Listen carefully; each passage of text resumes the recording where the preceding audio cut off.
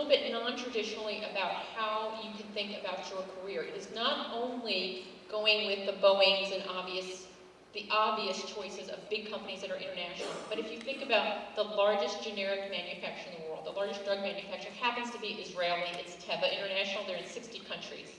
GlaxoSmithKline is actually a British company.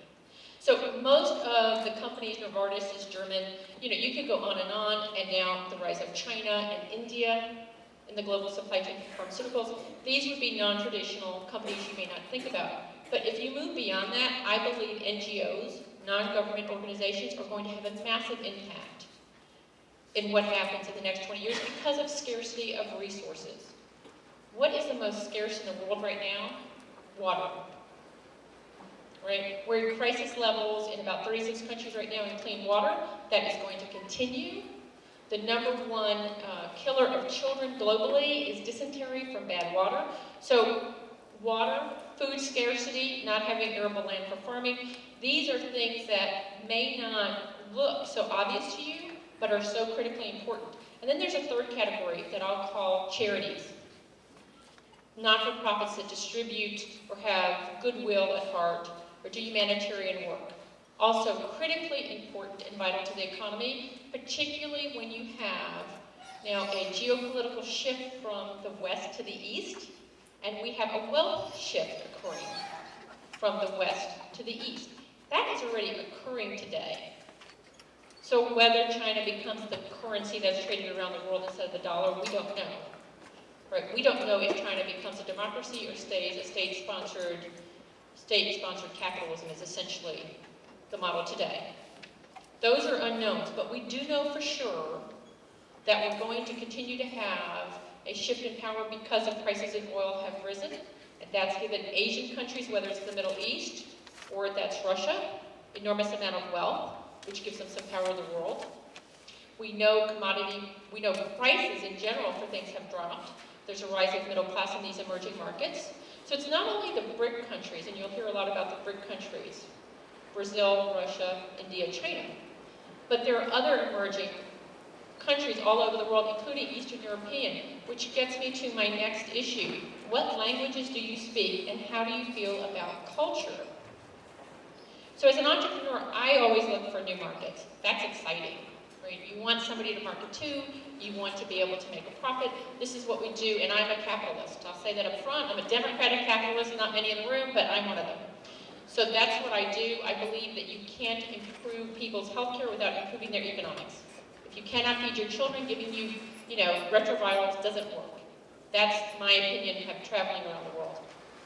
So if that's the case, then what happens as a shift, and how comfortable are you as a cultural translator for your company? Because one of the things as Americans we are not good at is understanding other cultures. Just not our strength. How many people here speak at least 2 languages? Okay, so fabulous. So you guys are on the right track. Even if you don't speak it, someone asked me today, do you speak Mandarin? I don't speak Mandarin. I studied Mandarin for 3 years. So I can say about 3 words. I studied Pinyin, which is written, right, the written characters. So I would understand the structure of the language and how people think without myself having to be fluent. I think that's really important. So you have to be the ambassador, you have to be the translator, you have to be flexible cognitively in moving in and out of these cultures. Really critical for you. The third issue, because I have a short period of time, but I want to get you excited about international. Third issue is this issue of looking up and thinking forward. What does that mean? That means that people can get so focused on their career and what they're doing right now, they don't look at anything around them. They don't make contacts, they don't network. And they think if they just do a good job, that's what will get them advancement. And that actually doesn't always work that way. So I'm going to encourage you to look up, make connections with people, make connections with trends, make connections with markets. These are things that we can't outsource and replicate. These are strategic issues, which is how do you connect all the dots and understand where shifts are occurring in the marketplace and how you can play a role and have a voice in those shifts. So looking up is absolutely critical, and the next issue is how do you think forward? Thinking forward is about playing games, what-if games. So you guys are the game generation, all right? And I play Angry Birds, so I'm right there with you. But this is the game generation, so what if? what are the scenarios that you see playing out for your company, for your products, for your markets, for the changing demographics, the changing shifts in politics?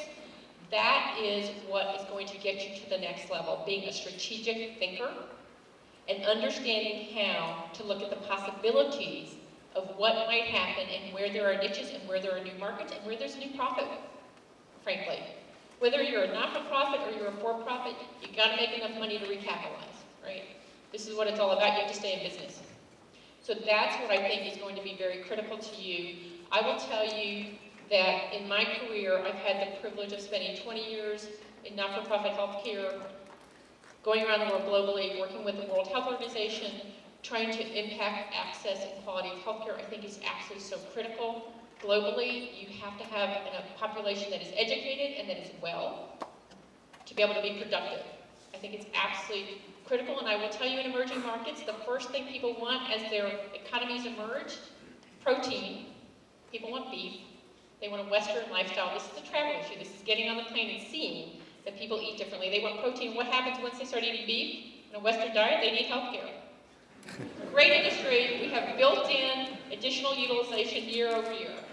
And then after that, they want housing and education, all the other things that are really important. But I would also encourage you to think about global health care, because even in the supply chain with Express Scripts, think about this. There have been many disruptions in the supply chain. Probably you've heard about Avastin. So we've had fake drugs in the market, we've had disruptions, we've had shortages. If the profit is no longer coming from the United States for a pharmaceutical manufacturer and there's a global shortage of a drug, where do they ship the drug to? Interesting question. We're going to face this in the future. So there are a lot of complex problems. I'm very encouraged to see this many students here today. I think it's very exciting. I think you have a future in front of you, and I encourage you to write that future, to go out and meet people, be persistent. It doesn't have to look like what you have in your head. It doesn't matter. Get some experience and keep moving. Look forward. Don't spend a lot of time looking back. Don't spend a lot of time saying, what if? It doesn't even matter. You've got to, as a business person, move forward and find solutions. So it's exciting to be with you today. And with that, I'm going to close and ask if anybody has any questions. Thank you so much.